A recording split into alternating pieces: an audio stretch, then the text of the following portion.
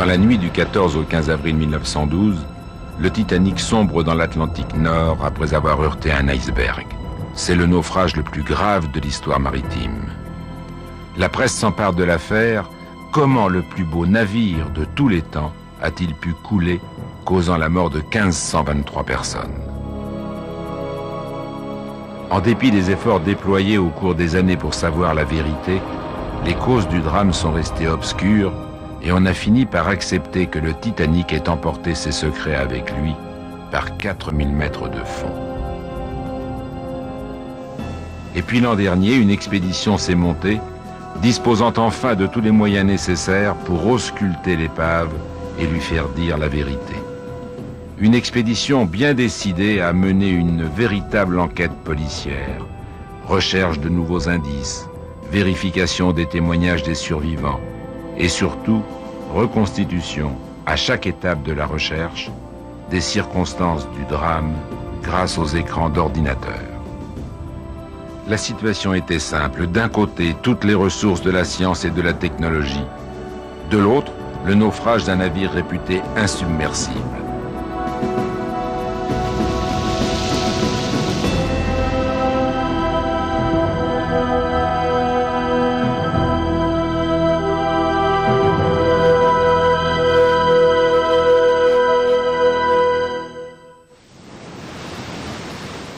L'océan Atlantique, à près de 700 km de la côte nord des États-Unis. Le Nadir, un navire laboratoire battant pavillon français, se dirige vers un point que le naufrage du Titanic a rendu célèbre.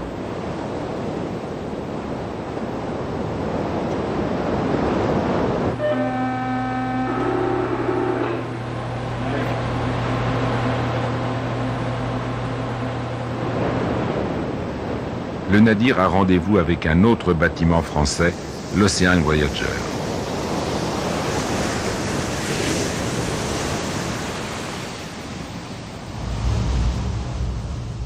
L'Ocean Voyager transporte à son bord l'équipe chargée de l'enquête, composée de spécialistes de chacune des filières de recherche retenues.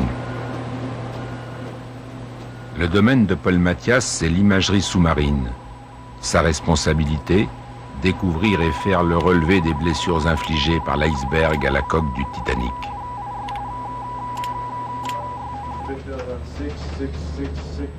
Bill Garske est architecte naval. Une des causes du désastre doit être cherchée, pense-t-il, dans la nature de l'acier employé dans la construction du navire. David Livingstone est également architecte et de plus, au chantier naval qui a construit le Titanic. Il veut comprendre pourquoi le navire a coulé aussi rapidement et s'est cassé en deux. Roy Cullimore est biologiste. Il s'intéresse aux colonies de micro-organismes qui ont entrepris de dévorer l'épave. Enfin, deux historiens, Charles Haas et Jack Eaton, participeront également à l'enquête. Leur rôle sera de reconstituer le contexte historique dans lequel le naufrage s'est inscrit.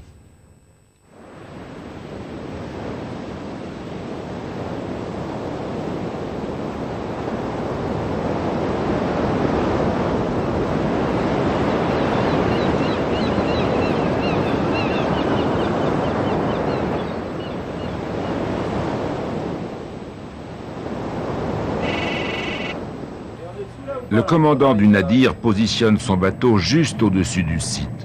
Une bouée y sera mouillée, marquant l'endroit précis où s'est produit le drame il y a 85 ans. Parti de Southampton pour New York le 10 avril 1912, le Titanic effectue son voyage inaugural. Le début de la traversée est sans histoire. Quand soudain, dans la nuit du 14, il heurte un iceberg. Le choc est rude, mais nullement de nature à justifier que le navire ait sombré aussi rapidement.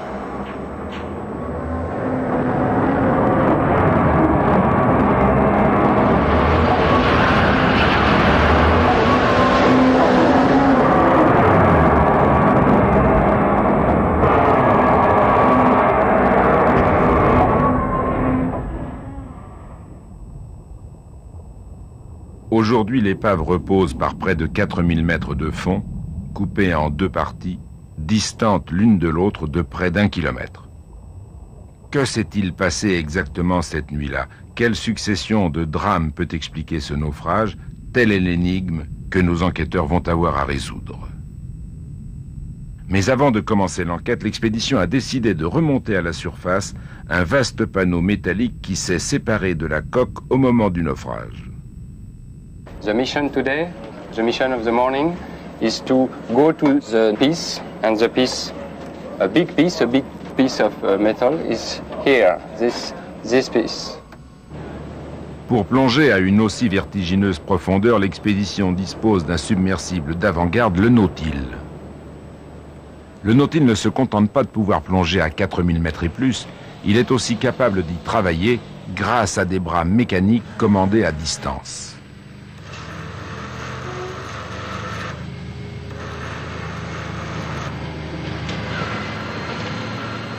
Le Nautile a des bras, des mains et aussi des yeux, sous la forme d'une caméra entièrement automatisée, et capable de résister elle aussi aux énormes pressions de ses profondeurs. Ce robot espion qui pourra se promener sur le site du naufrage, l'équipe l'a appelé Robin.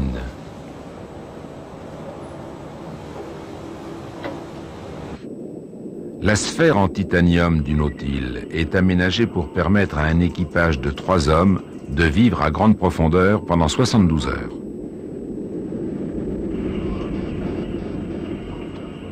Curieusement, le Nautile associe une technologie de l'âge de l'espace à des techniques héritées de l'âge de pierre, comme l'utilisation de ces billes de plomb pour descendre au fond, près de 450 kg de lest au total.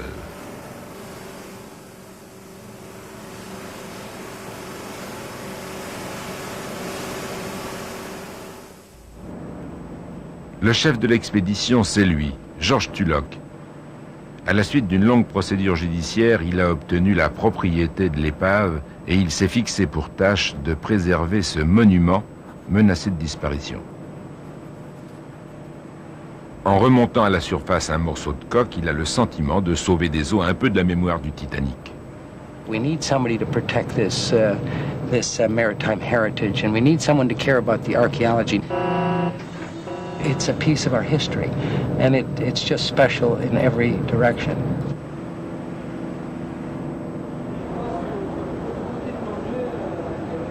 Pour coordonner l'expédition, Tulloch a choisi le premier homme à être descendu sur l'épave, l'ancien officier de marine Paul-Henri Nargeolet, et qui va y retourner aujourd'hui avec le Nautile pour calculer précisément la dimension de la pièce à retirer du fond. Avant toute opération de levage, il est indispensable de connaître la taille et le poids de l'objet à soulever. I'm a diver, and for the divers to dive on the Titanic is like a dream. And since I'm very young, I know the story of the Titanic. Nargeolet raconte joliment que ces plongées sont une façon pour lui de poursuivre ses rêves d'enfant, ce qui ne doit pas faire sous-estimer les dangers encourus.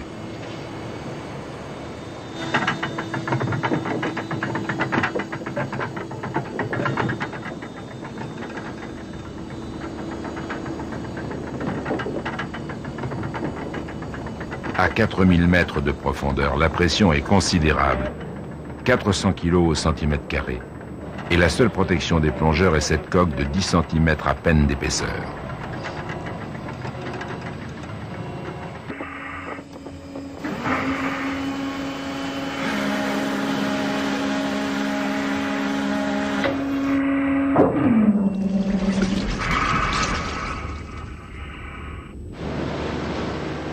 À peine mis à l'eau, le Nautile est débarrassé des filins qui le retiennent au navire, le voilà autonome, la plongée peut commencer.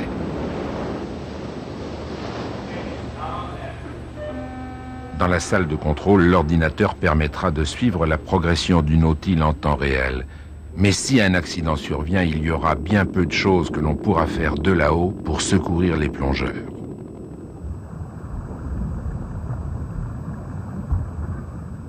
La descente sera longue, 2 heures avant d'atteindre le fond. Yes, of course there is a lot of potential danger because this kind of sub there is only one and it's a prototype. And you know that for a car or for anything, a prototype is not very easy to work very well.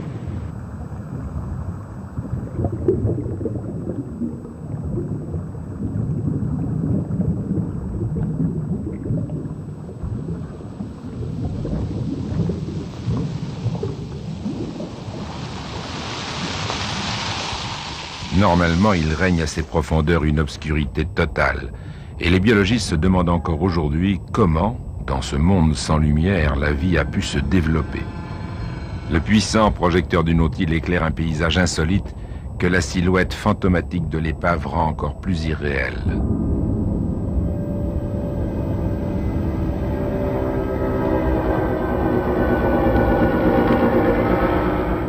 Lorsque le navire a sombré, l'avant s'est profondément enfoncé dans la vase. Témoin cette encre qui affleure à peine alors qu'elle devrait se trouver à plus de 20 mètres du sol. Tout autour de l'épave, le sol est jonché d'objets projetés hors du navire au moment du naufrage. C'est dans ce no man's land, pas très loin de la plateforme arrière du Titanic, que gît la pièce convoitée. L'équipage du Nautile se met aussitôt au travail pour en prendre les mesures, longueur, largeur, épaisseur.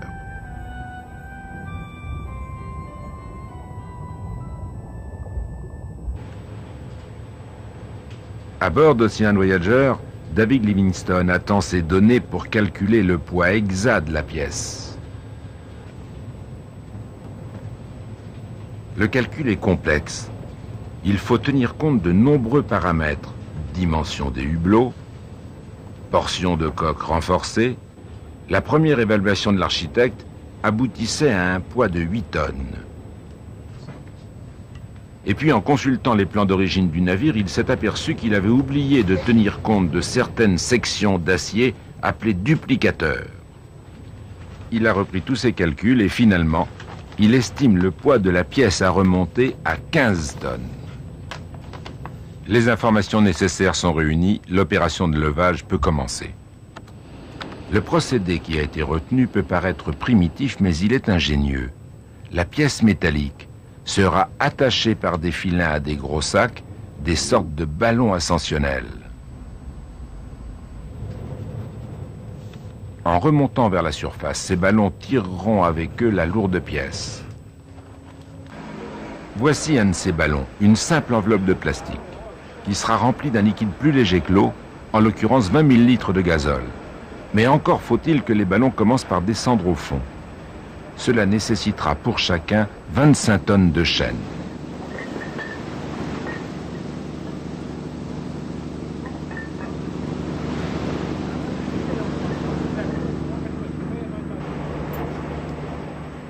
On accroche à la chaîne un cylindre métallique appelé transpondeur.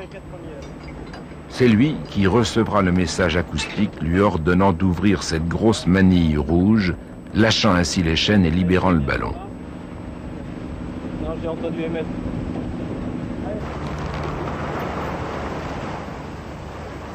Une fois les ballons remplis de gazole, l'opération peut commencer.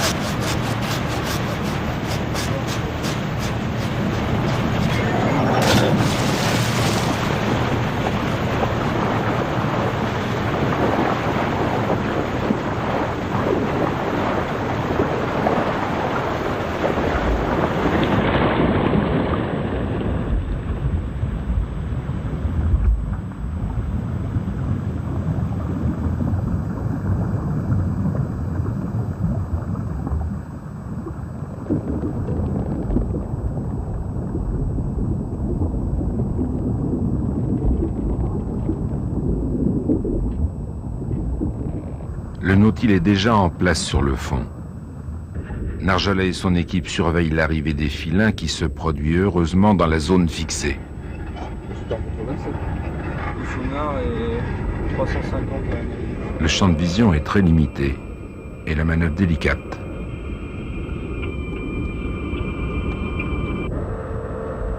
Il faut accrocher chaque filin aux emplacements choisis. Ça n'a l'air de rien, mais plusieurs jours seront nécessaires pour arriver à bout de ce travail.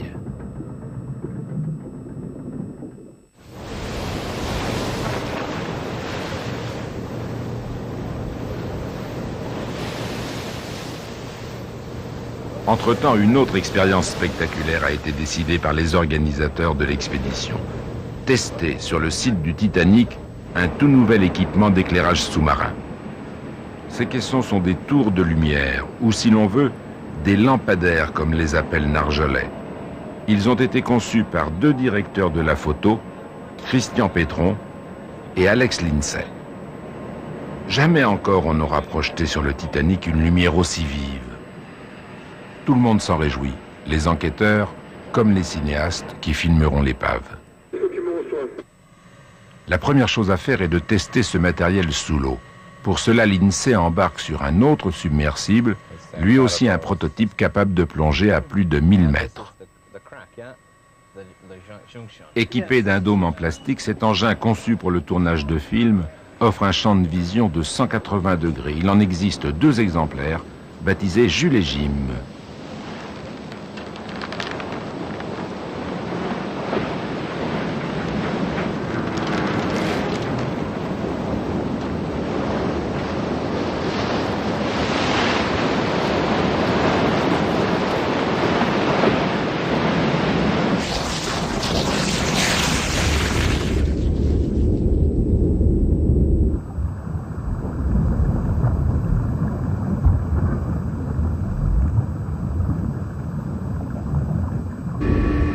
This is a fantastic submarine. Oh my God.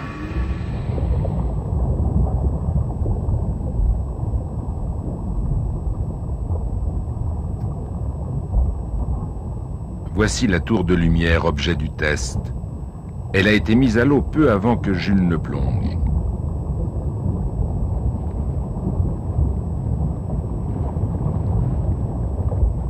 Ces lampadaires pèsent plus de 3 tonnes. Pour contrôler leur descente, ce sont les mêmes sacs de levage qui sont utilisés. Après avoir vérifié comment le caisson a supporté son plongeon dans l'océan, l'INSEE fait déclencher le signal acoustique qui allume les projecteurs.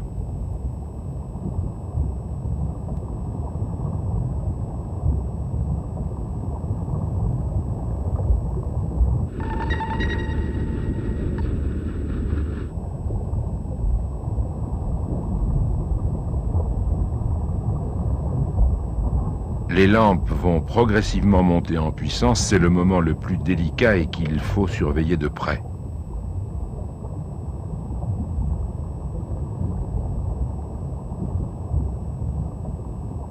I can't see any leaks of oil. That system seems to have worked out okay.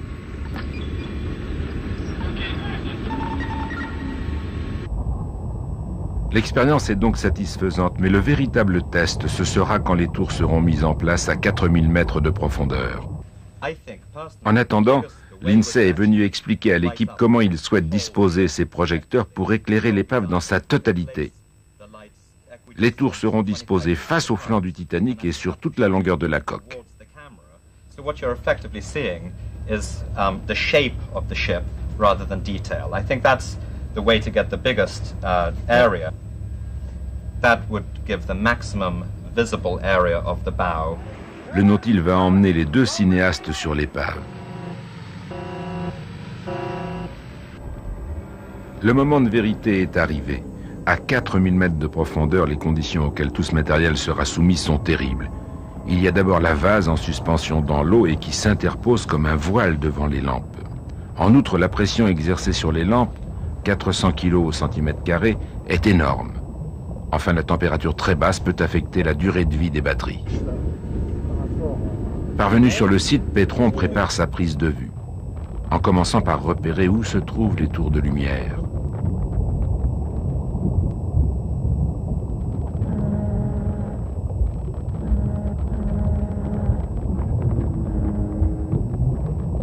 je ne vois pas. Tu as baissé les projets au maxi, là? Ouais, attends, je les remets.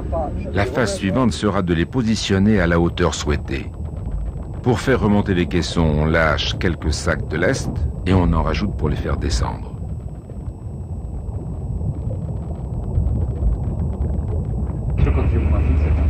Comme d'habitude, ces manœuvres sont suivies, surveillées depuis la chambre de commande du Nadir.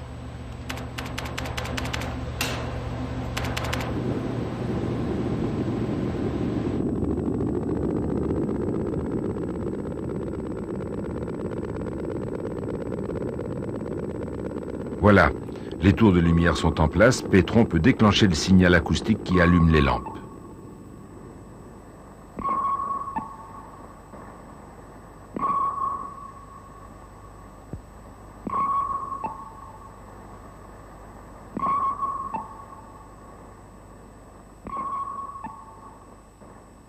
When I saw the shots of the engines, I realized that we had a bigger chunk of Titanic with those two lights streaking down. It looked, you know, something out of, you know, an Aliens movie or something like that. And it's just tremendously exciting. Here is the real stuff.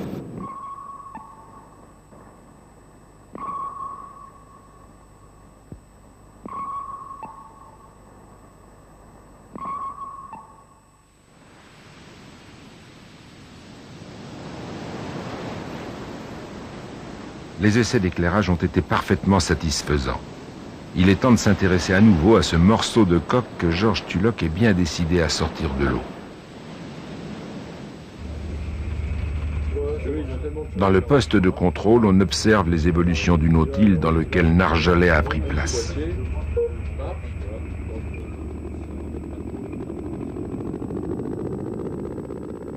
Les ballons de levage sont maintenant tous attachés à la pièce à remonter.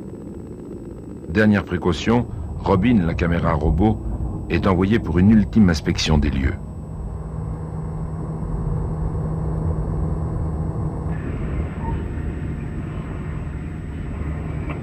Les images que l'équipage a sous les yeux sont alarmantes.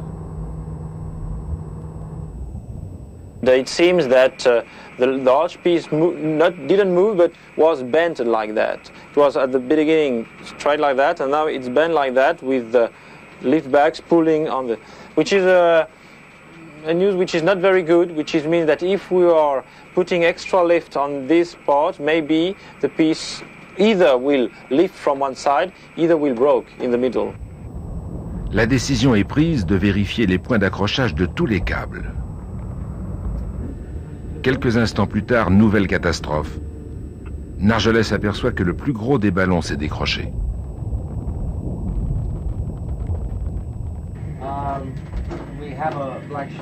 20 000 litres de gazole dérivent en plein Atlantique. Il faut tout faire pour récupérer ce ballon.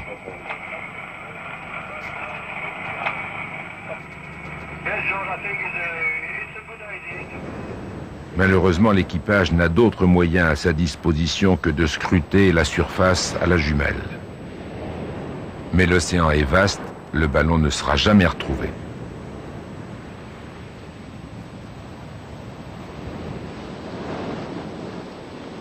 Et la poisse ne va pas s'arrêter là. Alors que les tours de lumière ont été remontés pour permettre de recharger leur batterie, les filins de l'une des tours rompent et celle-ci coule sans recours, allant se perdre par 4000 mètres de fond.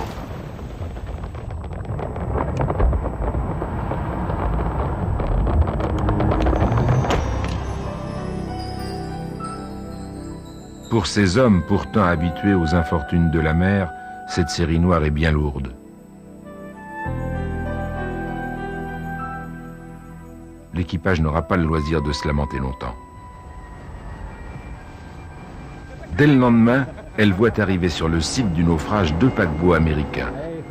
Ils transportent quelques centaines de touristes venus à une sorte de pèlerinage, assister à un moment historique, la remontée à la surface d'un morceau du Titanic. Parmi eux, des rescapés du naufrage, comme Edith Eisman et Michel Navretel. Le public est là, le spectacle peut commencer. La flotte s'est enrichie d'un gros remorqueur, le Jim Killybuck. Affrété à Terre-Neuve, il sera chargé, grâce à la puissance de son treuil, de hisser la pièce hors de l'eau. Sur ce, l'équipe apprend enfin une bonne nouvelle. Le Nautil a retrouvé la tour de lumière perdue à quelques centaines de mètres de l'épave. Curieusement, elle n'a pas trop souffert et pourra être récupérée ultérieurement.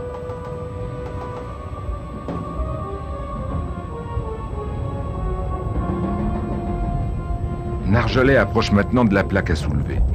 Il faut mettre en place de nouveaux sacs de levage pour remplacer celui qui a disparu.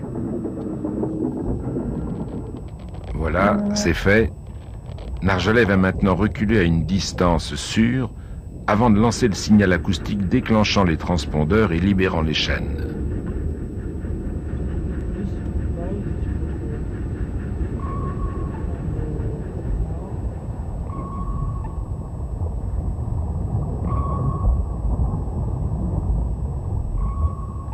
Quand le voile de poussière finit par s'éclaircir, la pièce est debout, arrachée à la vase.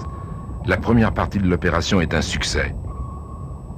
Ce sera tout pour aujourd'hui. Nargeolet et son équipe peuvent revenir à bord.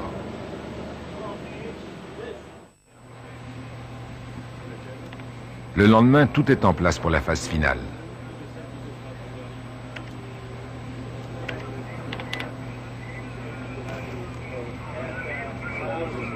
Dans la salle de commande, Tulloch attend anxieux.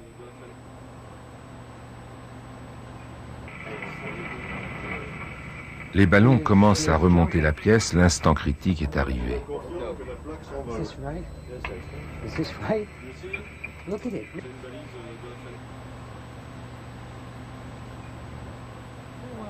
There's something now.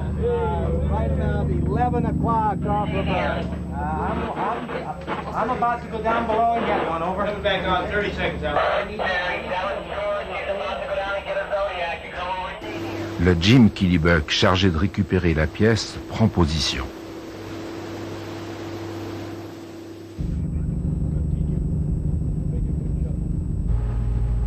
Enfin, les ballons parviennent à la surface.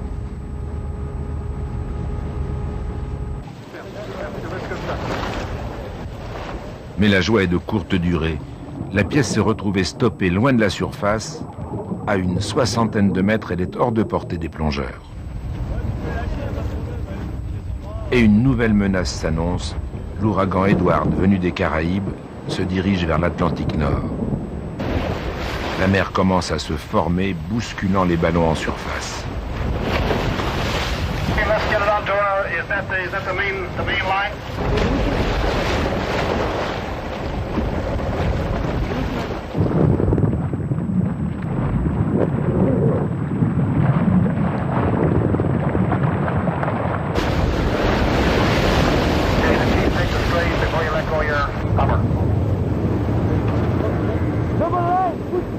Une course contre la montre est engagée pour arracher cette pièce à l'océan.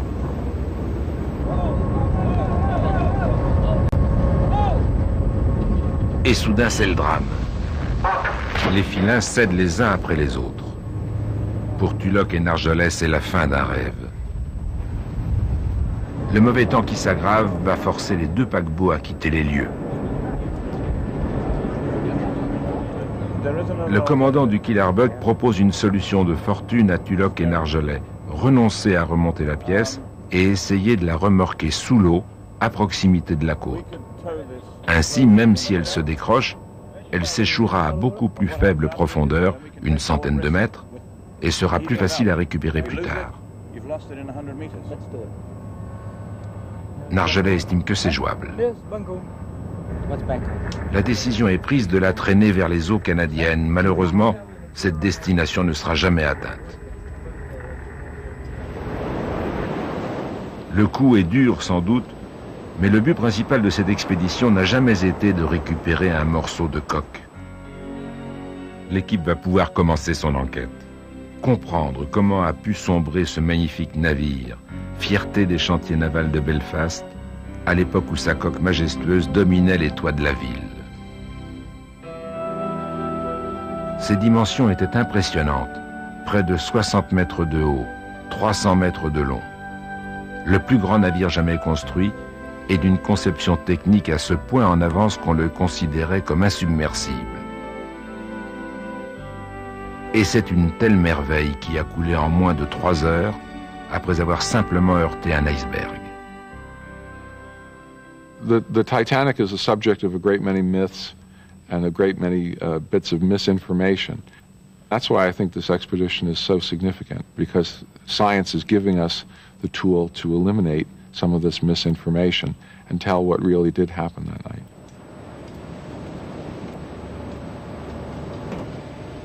Le matériel de Paul Mathias est embarqué à bord du Nautile. La technique d'imagerie sous-marine devrait lui permettre de visualiser les blessures exactes infligées à la coque par la collision avec l'iceberg. Au lendemain du naufrage, on a voulu se convaincre que la brèche ouverte dans la coque était énorme. Mais aucune vérification matérielle n'a pu le prouver jusqu'ici. Exactly what damage occurred to the hull is not known with certainty. The reason is a major part of the front of the bow of the boat is under the mud. And it's been a mystery for 80 years. Today we're going to try to solve that by looking beneath the mud, using a seismic profiler, much like a physician might use an ultrasound. Dans la salle de contrôle du Nadir, la procédure habituelle a été mise en place pour surveiller la descente du Nautile. Le fond va être bientôt atteint. À l'extérieur, l'obscurité est bien entendu totale et seul le projecteur du Nautile permet de percer la nuit noire.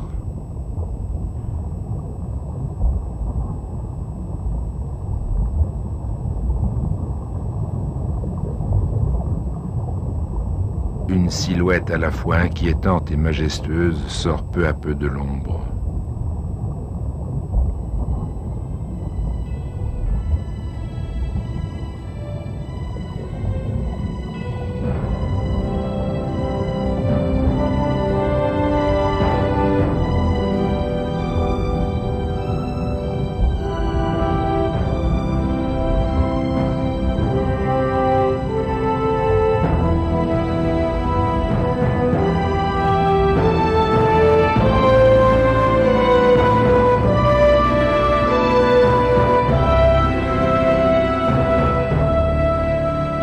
Le Nautile a pris position près du flanc que Mathias veut étudier. Grâce au bras commandé à distance, il va être possible de positionner la tête du sonar sur les différents emplacements souhaités.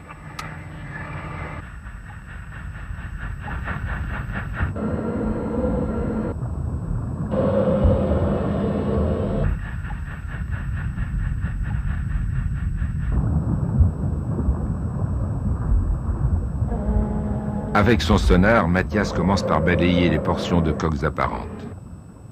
Il disposera ainsi de points de comparaison pour interpréter ce qu'il trouvera sous la vase. Ces parties visibles de l'épave ont été précédemment filmées en vidéo par Robin. Et ce sont ces images que Mathias compare au relevé effectué par son appareil.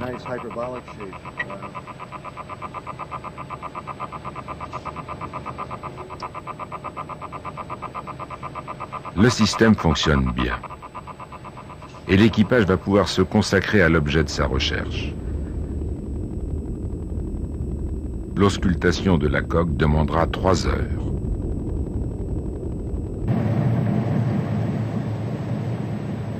Mais revenons au Titanic.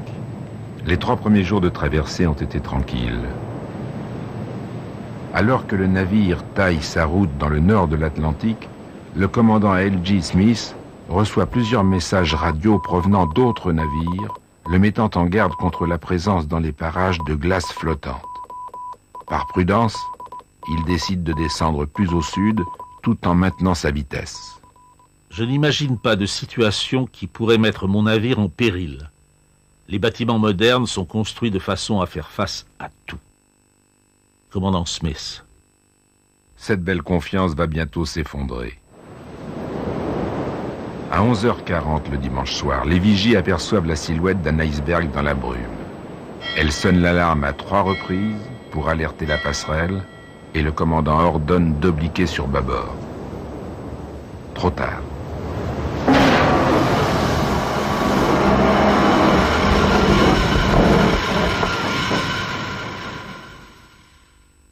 Aussitôt après la collision, le commandant envoie l'un des architectes du navire qui fait la traversée, Thomas Andrew, inspecter les dommages.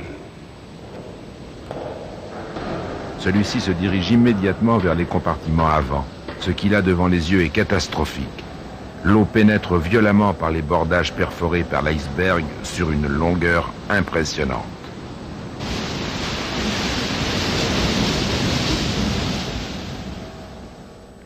Le navire a été construit pour pouvoir résister à une inondation importante, mais là ce sont près de 6 compartiments étanches qui sont en voie d'être submergés. Le rapport d'Andrew au commandant est à la fois succinct et brutal. Le navire n'en a pas pour plus d'1h30, 2 heures au maximum.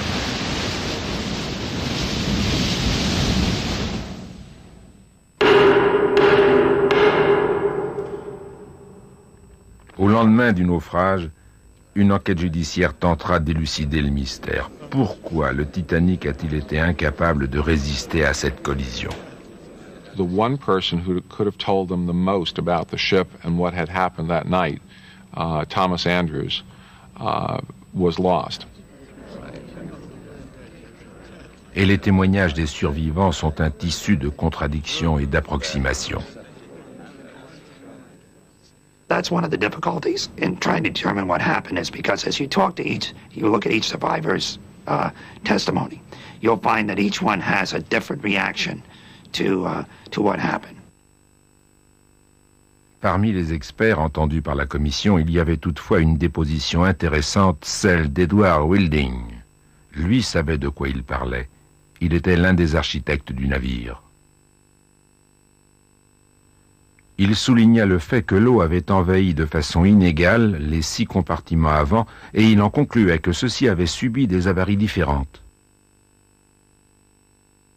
La théorie de Wilding suggérait également que les parties de la coque endommagées pouvaient n'avoir été affectées que sur une très petite superficie.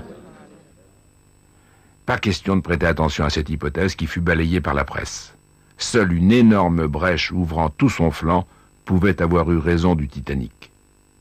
The very well accepted London Graphic had a drawing of the hull showing 15 feet above the keel a big open wound. Cette légende a eu la vie dure, elle s'est perpétuée plus de 80 ans.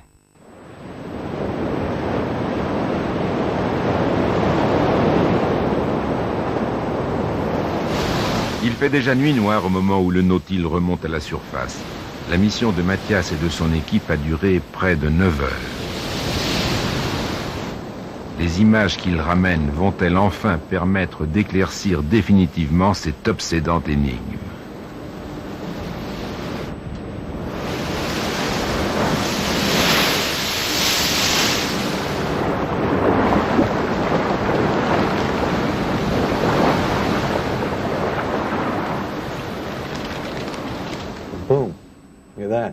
Aussitôt à bord, Mathias s'est précipité vers son écran de contrôle pour étudier les images livrées par son scanner. Sur l'écran, de nombreuses entailles apparaissent, chaque fois de dimension modeste.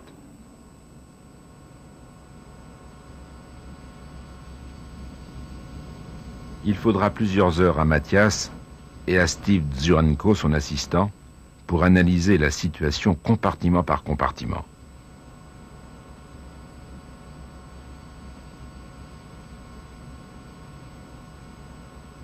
Les images obtenues vont toutes dans le même sens. Il n'y a jamais eu d'ouverture béante dans la coque du Titanic. La théorie d'Edward Wilding était la bonne. La catastrophe a bien pour origine une série de perforations presque dérisoires.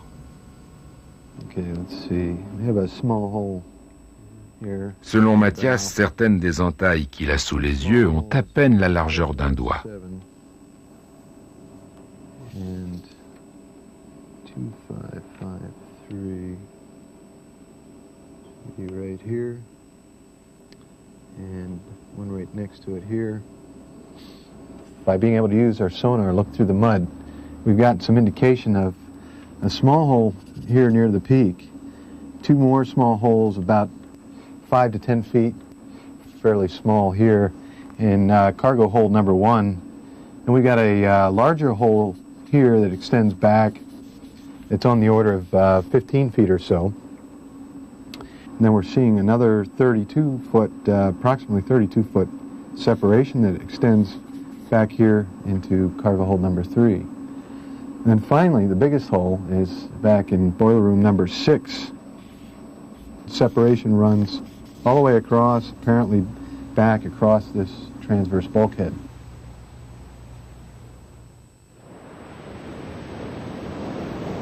Revivons avec les yeux de Mathias le moment de la collision. Heurtée par l'iceberg, la coque du Titanic s'est piquetée de perforations. C'est par ces trous d'épingle que l'eau a pénétré pour submerger le navire. Mathias en a désormais la preuve. Il n'y a aucune trace d'une large brèche ayant déchiré toute la partie avant de la coque. Mais comment expliquer que le Titanic n'ait pu résister à des blessures tout compte fait légères? La réponse se trouve peut-être dans ce bureau de Belfast. John Bedford et Chris Hackett sont tous deux architectes navals. Quand ils ont commencé à s'intéresser à l'affaire Titanic, ils ont été effarés par le caractère fantaisiste des informations avancées par la presse de l'époque.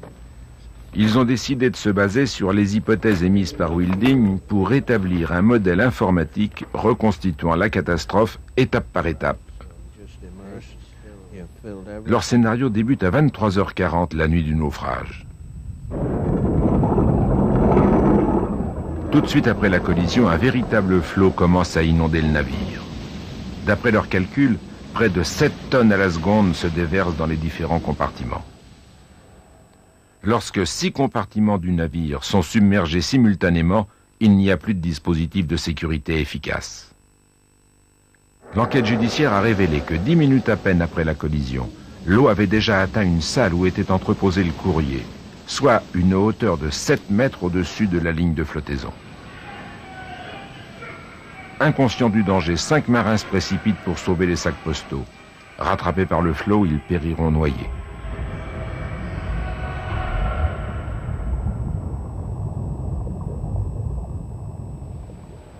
Dix minutes de plus sont passées, il est minuit. D'après les témoignages des survivants, essayer de marcher sur le pont promenade était comme de descendre une côte escarpée.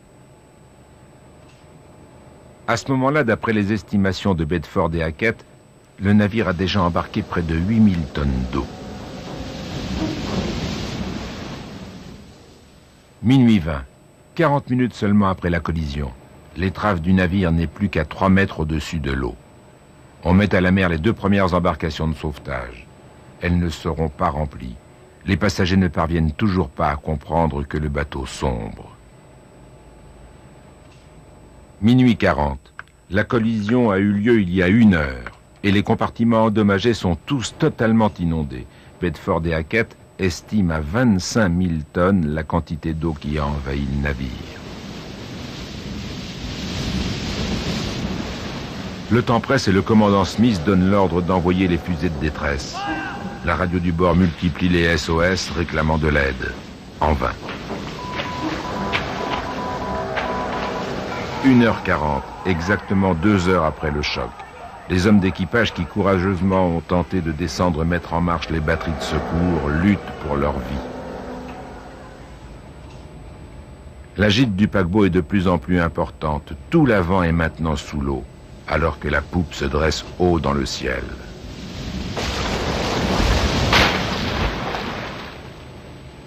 Il a fallu à peine 2 heures pour que le Titanic soit perdu.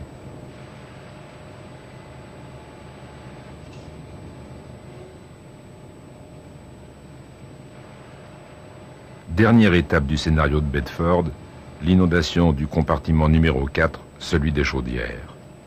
Il est 2h20, tout est fini.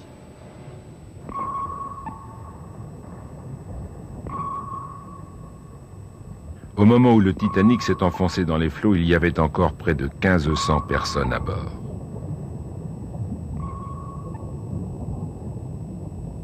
At the time, she was the biggest. She was the best. She could beat nature. She could go through an ice floe. She could hit an iceberg. She was unsinkable. She was fast. She was big.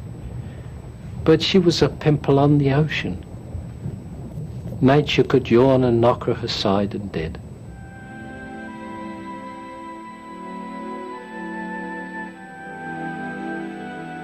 On peut voir dans le désastre du Titanic une conséquence de l'optimisme qui régnait en ce temps-là. On croyait alors que le progrès technique avait réponse à tout et pouvait triompher des lois naturelles.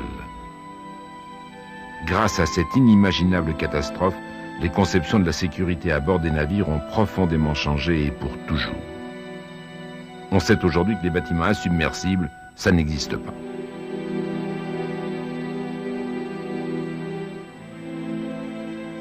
L'ambition des constructeurs est de réaliser des navires capables, en cas de naufrage, de rester à flot assez longtemps pour permettre à leurs passagers de quitter le bord en toute sécurité. De plus, on multiplie les exercices d'alerte pour apprendre aux passagers la démarche à suivre lorsque le bateau doit être abandonné.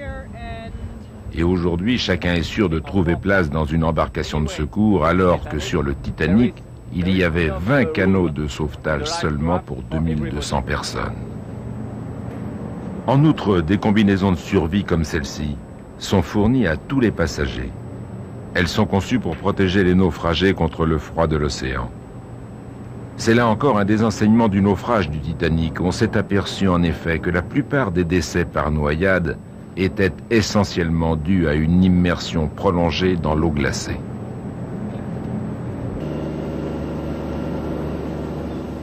Nos enquêteurs ont désormais établi de façon certaine comment et en combien de temps le Titanic a coulé. Mais il reste bien des zones d'ombre à éclaircir. Le fait de pouvoir, grâce au Nautil, approcher et scruter presque à la loupe cette épave ouvre aux chercheurs le monde encore si mal connu des grandes profondeurs. Pour le biologiste Roy Cullimore, c'est un univers fascinant. Grouillant d'une vie microbienne que nous connaissons encore très mal, puisqu'à peine 5%, dit-il, des micro-organismes vivants sur notre planète ont été identifiés. We tend to think of the Earth as a surface. We live on the surface or close to the surface, and the birds fly overhead, the trees grow in the soil, the water laps at the beaches, and we don't realize that there are many biological universes on this planet. Cullimore est convaincu que l'épave du Titanic abrite une immense communauté de micro-organismes qui ont entrepris de la dévorer. Son but est de mettre au point les techniques qui permettront de capturer ces espèces inconnues et de les répertorier. Pour cela, il invente et fabrique des pièges à bactéries qui seront déposés sur l'épave. La pâte, c'est ce morceau de film de 35 mm. Les bactéries sont très friandes de la gélatine qui compose la pellicule cinématographique. Au fond du tube, Cullimore pose un morceau de fer qui devrait attirer les bactéries ferrophages. And what they're going to do is they're going to mine the film. They're going to try and take the film, the gelatin off, and so they're going to tunnel, they're going to etch it away, and then we're going to hopefully see some beautiful patterns. Because science isn't just science, it's also art. Cullimore espère ainsi parvenir à collecter les bactéries qui détruisent peu à peu la coque du Titanic, édifiant ces délicates structures qu'il appelle des rusticles, des stalactites de rouille. The ship is starting to disintegrate.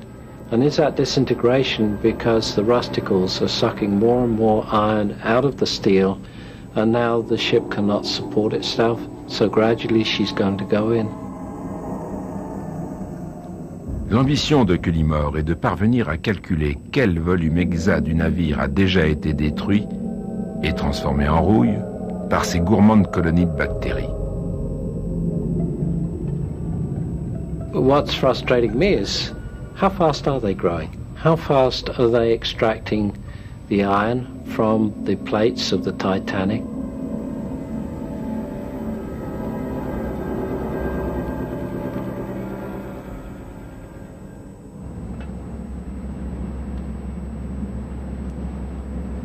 Pendant que Cullimore poursuit ses travaux, David Livingstone et Bill Garske cherchent à résoudre une autre énigme qui n'a jusqu'ici pas trouvé de solution. Comment le navire a-t-il pu se briser aussi brutalement en deux alors que la mer était parfaitement plate?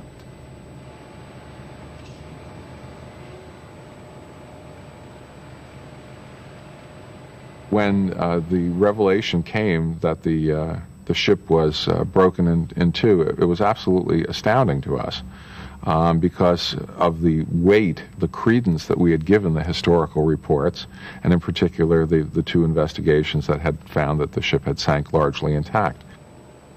Si l'on en croit les témoignages des officiers de bord survivants, le Titanic était intact au moment où il sombrait.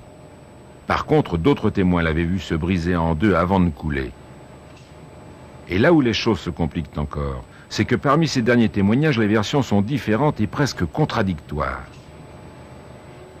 Ainsi, Jacques Tailleur, l'un des survivants, avait crayonné un dessin publié par le Bulletin de Philadelphie, établissant très nettement que le navire s'était brisé à la surface. Par contre, d'autres témoignages affirmaient que la cassure s'était produite alors qu'il coulait déjà. Alors, avant de couler ou déjà sous l'eau? Livingstone décide d'aller lui-même chercher la réponse sur l'épave.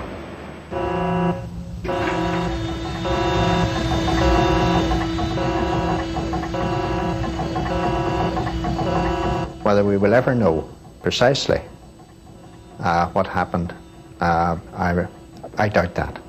I think we can make a guess at what might have happened and in the order in which it might happen.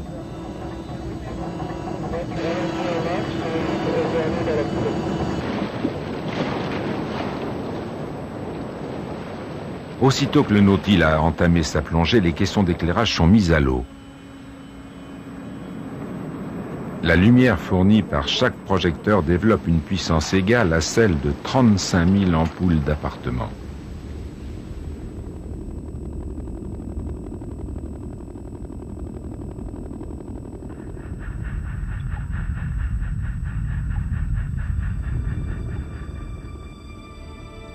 Cette nouvelle mission du Nautil sera double. Avant l'inspection de Livingstone, l'équipage devra déposer sur la coque les pièges à bactéries de Cullimore.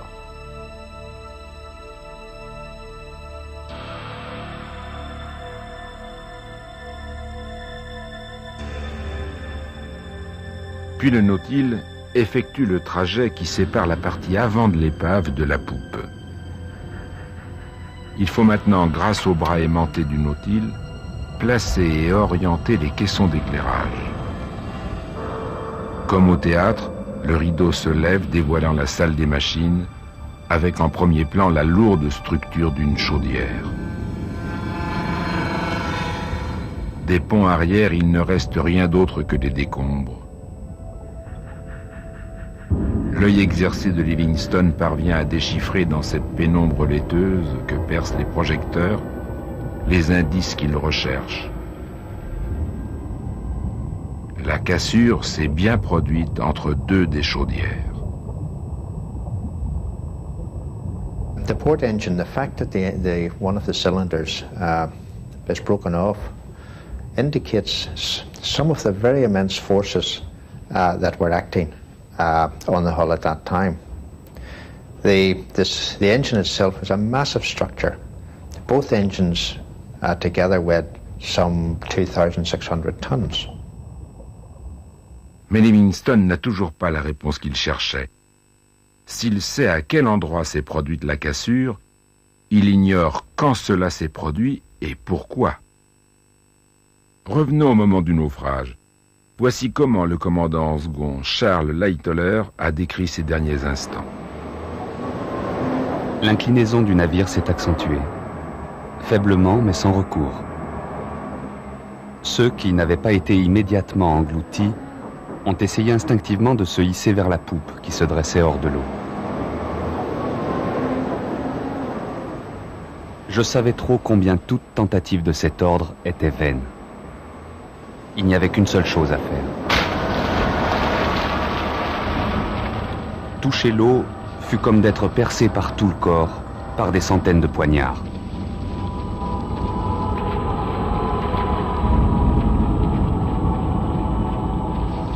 Pour les naufragés qui ont trouvé place dans les canaux ou qui se débattent dans l'eau glacée, les ultimes instants du Titanic sont un spectacle hallucinant. Lightoller en a rendu compte dans sa déposition. L'avant du navire s'est enfoncé de plus en plus rapidement. Et du même coup, la plage arrière s'est dressée de plus en plus haut vers le ciel. La pression considérable qui s'est alors exercée sur la coque a provoqué une rupture au niveau de la cheminée numéro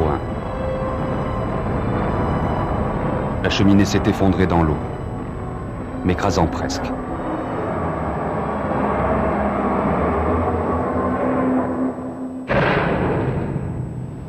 Ce témoignage dramatique recueilli par la commission d'enquête est sûrement digne de foi. Mais la description faite par Lightoller des derniers moments du Titanic ne suffit pas à expliquer l'état de l'épave tel que Livingstone a pu l'observer.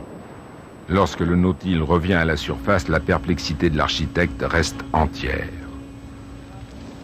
There doesn't appear to be a pattern. One panel of steel is bent one way. Its neighbouring panel is bent another way. And no one simple explanation can explain just all the forces that were happening to the ship. Pour tenter de résoudre ce problème, Livingstone décide de s'adresser à un laboratoire de recherche aux États-Unis. Là, grâce à l'ordinateur, on peut reconstruire, élément par élément, la structure virtuelle du navire. Ce modèle informatique est basé à la fois sur les informations recueillies par l'expédition et sur les plans d'origine du chantier. Il va permettre pour la première fois à des chercheurs de calculer et de visualiser avec précision l'amplitude des forces qui se sont exercées sur la coque avant qu'elle ne se brise. Les pressions subies sont graduées selon un spectre coloré allant du bleu au rouge foncé pour les plus fortes.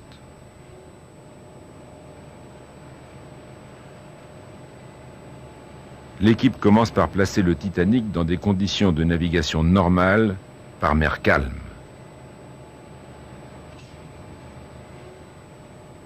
Aussitôt après la collision, le navire commence à se remplir d'eau. On peut noter sur la maquette que les pressions exercées dans la partie médiane s'amplifient violemment. So basically our ship is bending. Forward end of the ship is flooded. The top part of the ship is pulling apart in tension. The bottom or the keel of the ship is compressing, and the steel plates in the keel are actually buckling. Au moment où l'avant s'enfonce, l'arrière tout entier se dresse.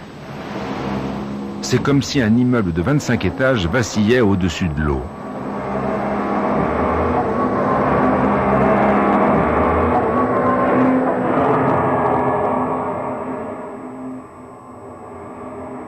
La pression qui s'exerce alors sur la coque est énorme, plus du double de ce que le Titanic était en mesure de supporter selon le plan de ses constructeurs.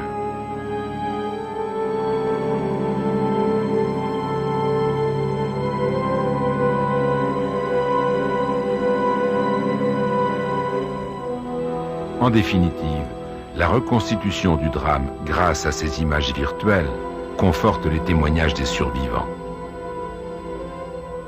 Le Titanic s'est bien brisé avant de sombrer. J'ai entendu des détonations, des grondements violents et répétés. J'ai pensé que les ponts explosaient, volant en éclats sous la pression qui poussait le navire vers le fond. Arthur Pencher.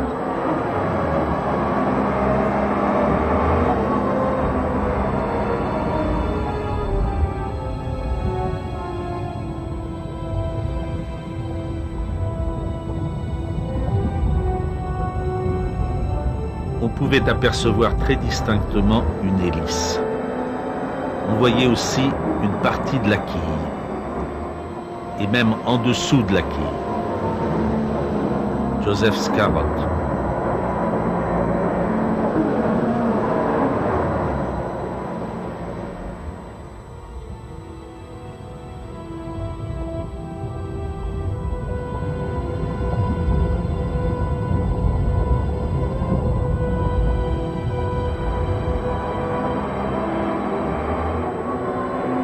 Les lumières se sont éteintes au moment où le navire s'est brisé en deux.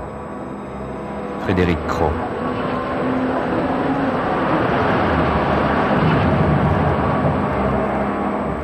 Tout d'un coup, ce fut le silence, qui a paru durer des heures, puis des appels au secours qui semblaient ne jamais devoir s'arrêter.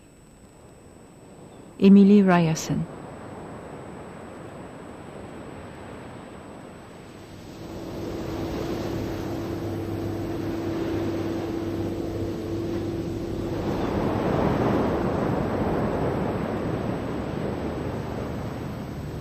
L'équipe est de plus en plus passionnée par son enquête et les chercheurs ont décidé de se pencher sur d'autres indices. Même après avoir passé près de 100 ans dans l'eau, ce morceau d'acier a beaucoup de choses à révéler.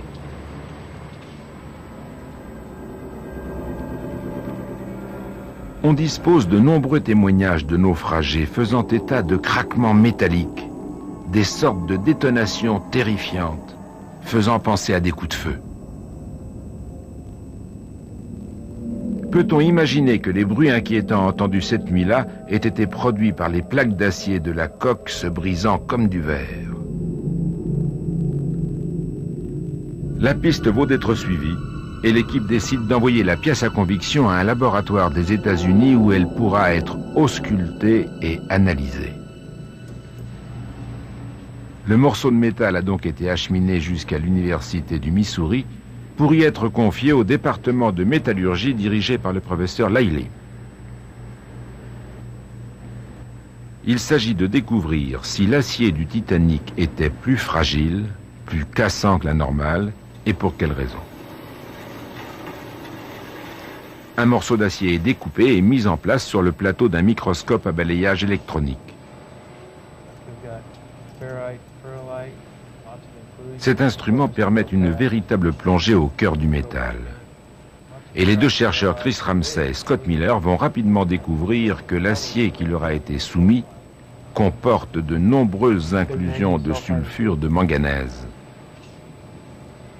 Ces sortes de bulles créent des zones de moindre résistance, permettant d'expliquer le caractère fragile, cassant de cet acier. Ce défaut se retrouve souvent dans les aciers produits au début du siècle.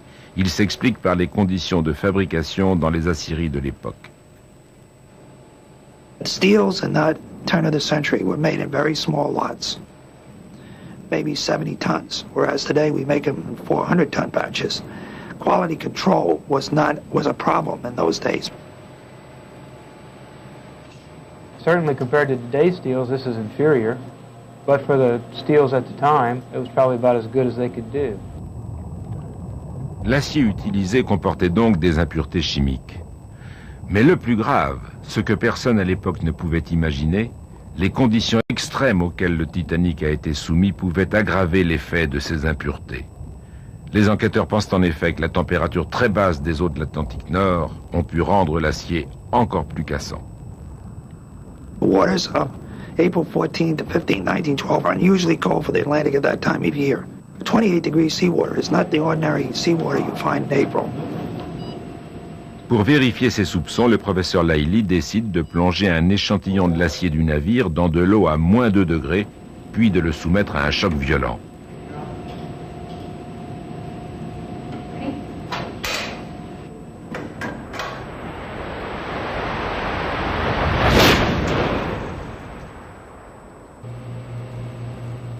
L'échantillon est alors envoyé à un autre laboratoire dans le Maryland cette fois.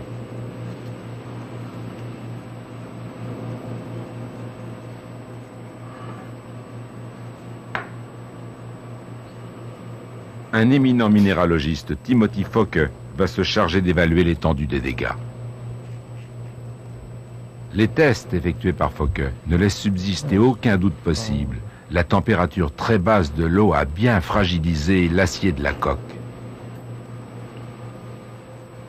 The fracture surface shows 95% of the grains in the sample cracked. D'ailleurs, les lignes de fracture épousent le tracé de ces grains dans l'acier.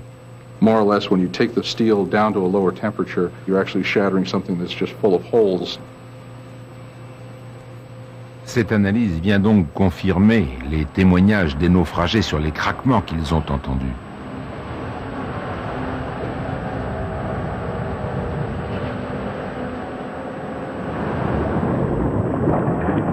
Mais reste à comprendre ce qui s'est passé après que le Titanic a commencé à s'enfoncer sous les eaux.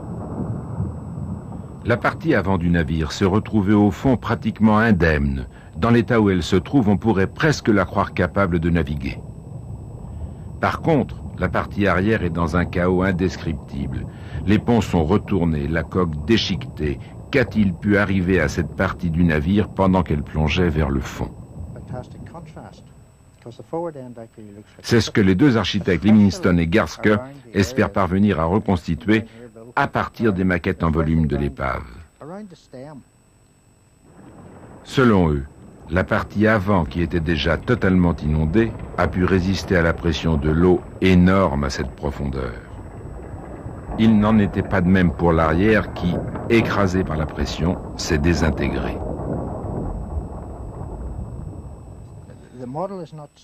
Livingstone cherche également à comprendre comment la proue s'est retrouvée dans la position où elle est actuellement. On the starboard side, there is this big wave, almost a bow wave of silt, where the ship was pushing in, and there is, and the anchor is, the bottom of the anchor is just about on the silt. I see. Et maintenant, l'étude du flanc bâbord. La coque s'est pliée, mais elle n'a pas cédé et la tôle est en bon état.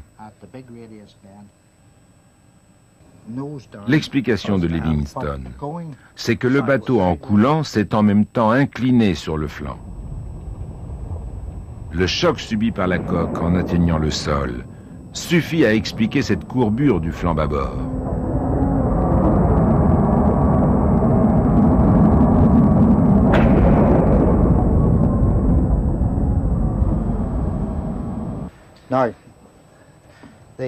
Et maintenant la partie arrière. Là, les choses se compliquent car le site tout autour est à proprement parler chaotique. Mais cela même peut aider à comprendre ce qui s'est passé. Livingstone et Garske sont convaincus que peu après que le bateau se casse en deux, la partie arrière qui était remplie d'air a dû supporter en coulant une terrible pression. Les ponts ont alors explosé comme des coquilles de noix.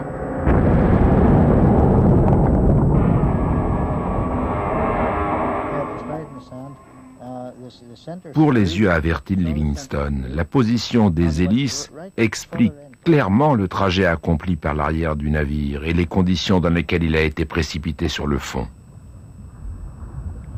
Bizarrement, les pales des hélices sont recourbées vers le haut, ce qui implique que toute cette partie du navire a touché le sol par la poupe.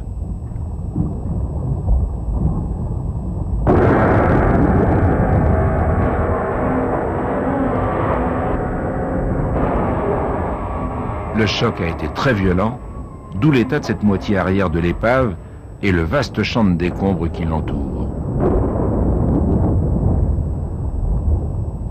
Reste aujourd'hui à 4000 mètres de profondeur une sorte de cimetière marin. L'expédition a décidé d'en faire le relevé, une carte détaillée du site qui fait près de 3 km² au total. Pour cela, on va faire appel à Mathias et à sa technologie d'imagerie sous-marine. Well, the Titanic is a huge ship. It's bigger than anything we've ever imaged. It's one giant behemoth on the ocean floor.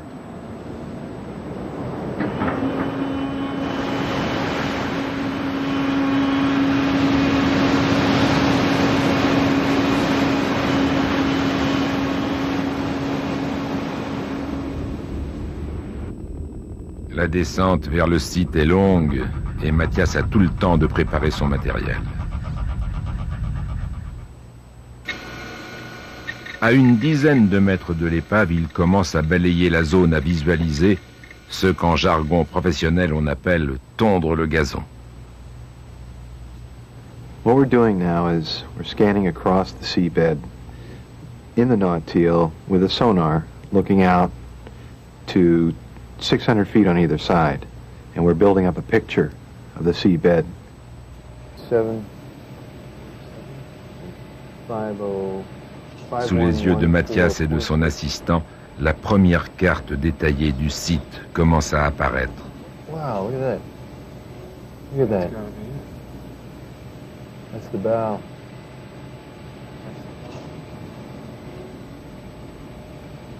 L'avant d'abord. That's a nice image. That's a really nice image.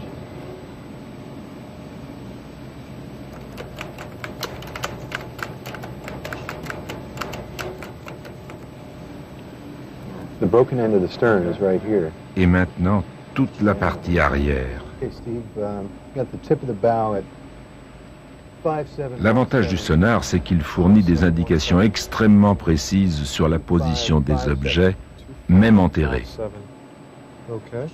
Les deux parties de la coque, bien sûr, mais aussi tous les objets, même modestes, qui se trouvent dans les zones inventoriées. À l'intérieur de ces deux cercles se trouvent la plupart des objets éjectés du navire pendant le naufrage et qui gisent maintenant dans la vase plus ou moins intacte.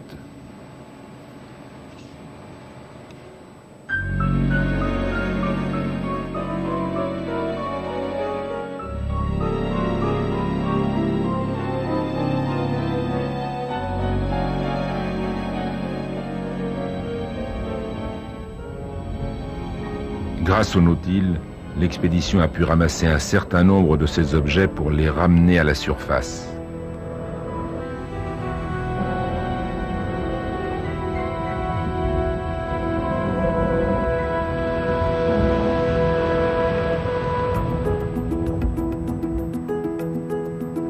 Ces pièces, le trésor du Titanic si l'on veut, ont abouti dans une petite ville de Bourgogne, Semur en Auxois.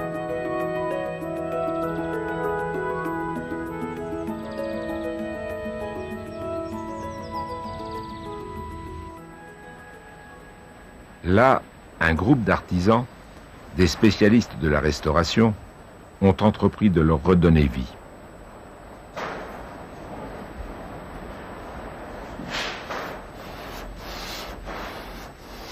Celui-ci applique une couche de cire protectrice sur une des sirènes qui a sonné l'alarme au moment du naufrage.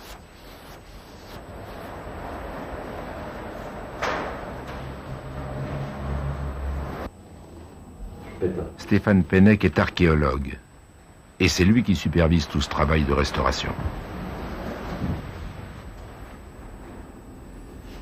Ici, un ébéniste, Thierry Palanque, a entrepris de reconstituer le socle en bois d'un compas.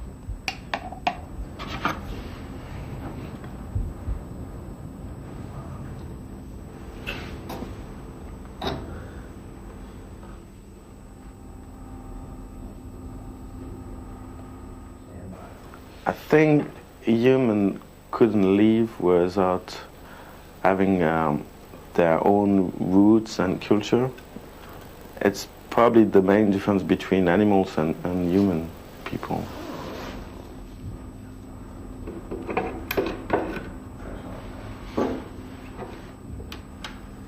L'approche de ces artisans est volontairement minimaliste. Ils pensent que ces objets sont beaucoup plus parlants s'ils conservent la trace des traumatismes qu'ils ont subis.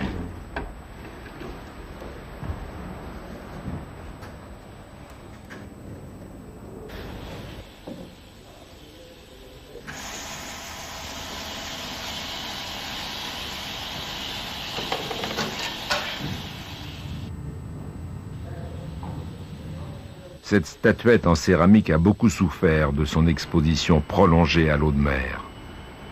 Traitement chimique et séchage vont permettre de stabiliser ces craquelures.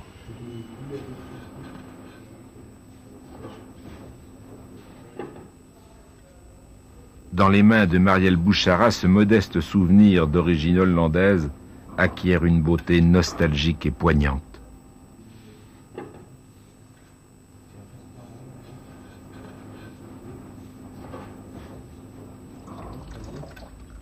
Et ça, c'est une valise qui a passé 85 ans au fond de l'océan.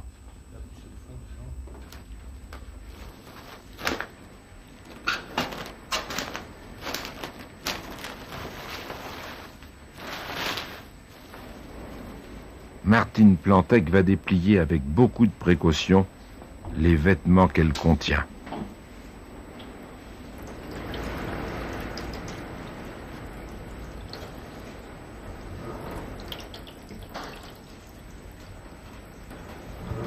il faut longuement laver tous les objets pour les débarrasser de la vase et des oxydes qui les ont altérés.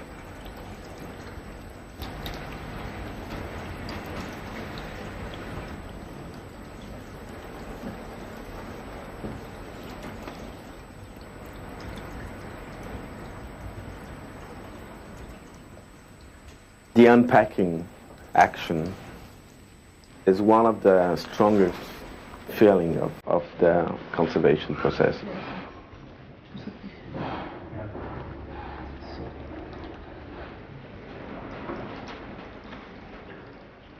When you arrive from a trip, you unpack your stuff. And in fact, we just switch. The guy can't unpack now. And we have the next one.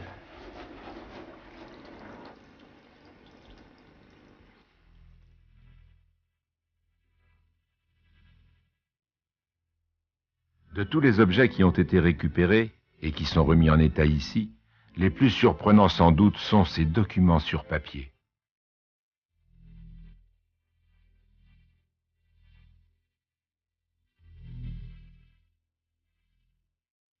I think it's unbelievable. If you had to bet about that, no one will bet about having paper being able to be recovered.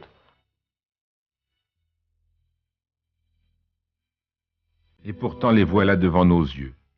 Partitions de musique, billets de banque, cartes à jouer, journaux intimes, lettres qui ont survécu toutes ces années dans l'eau de mer, protégées par des portefeuilles ou des valises en cuir.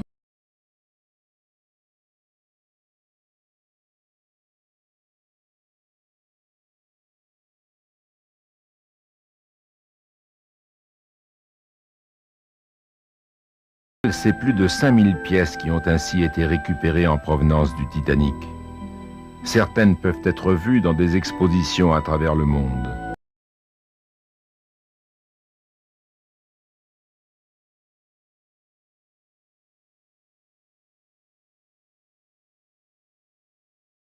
Elle ne pourra être préservée. Elle est appelée à disparaître, à se dissoudre dans l'océan.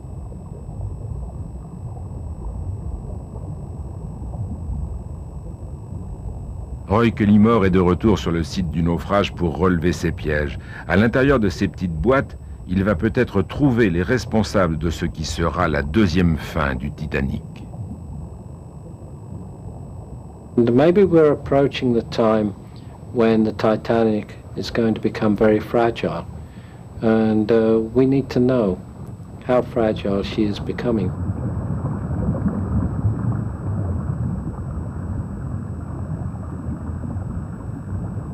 Ces stalactites de rouille sont extrêmement friables et elles doivent être collectées avec beaucoup de précaution.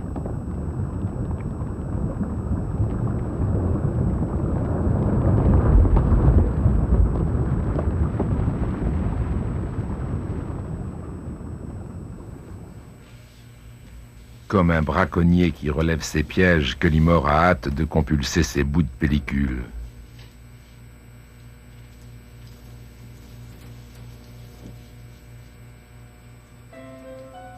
Les marques colorées qu'il aperçoit sont les traces laissées par les bactéries en dévorant la gélatine.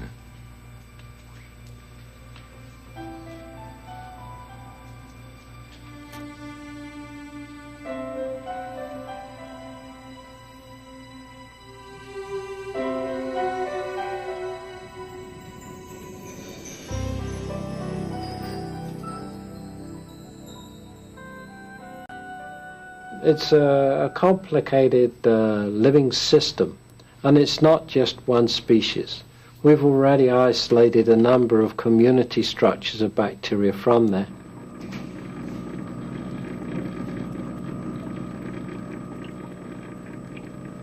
Les structures de rouille jouent le rôle de coquilles protectrices pour les bactéries, champignons et moisissures qui foisonnent en leur cœur. À l'aide d'injections, Cullimore essaie d'empêcher ces structures de se décomposer pour pouvoir étudier comment tous ces organismes fabriquent cette pellicule qui les protège.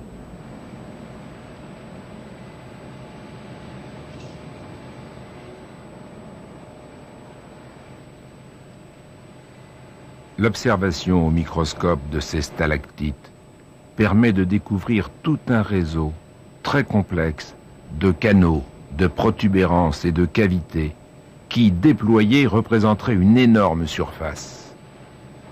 The science of the rusticles is fascinating from the point of view that the rusticle has such a huge surface area. If I took 650 tons of rusticles on the bow of the Titanic, spread the surface area, it would cover 23,000 square miles of surface area.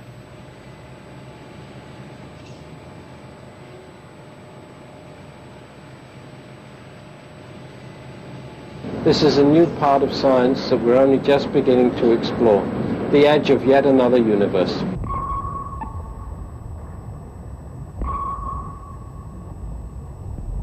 Cullimore estime qu'en ce qui concerne la partie avant du navire, près de 20% de l'acier de la coque a déjà été dévoré.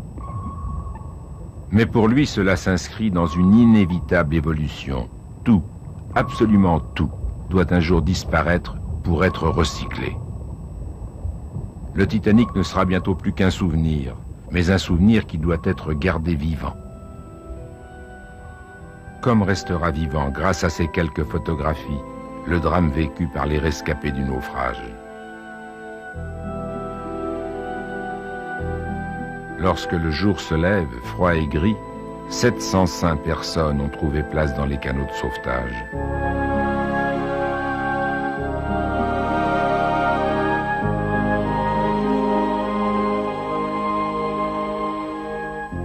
Sur ce canot renversé, 28 hommes sont parvenus à s'agripper toute la nuit.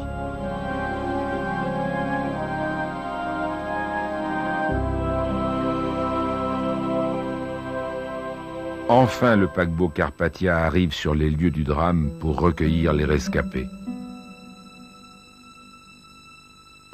Le monde entier attend des nouvelles, mais les survivants sont en état de choc, hébétés et silencieux, incapables de parler de la tragédie.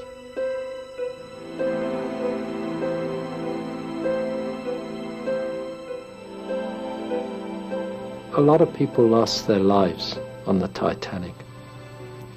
And I don't think we should dwell on the tragedies so much as learn from the tragedies so that it doesn't happen again. Il y a peut-être un deuxième enseignement à tirer de cette histoire. La science peut aujourd'hui, en associant différentes disciplines, parvenir à percer les plus épais mystères.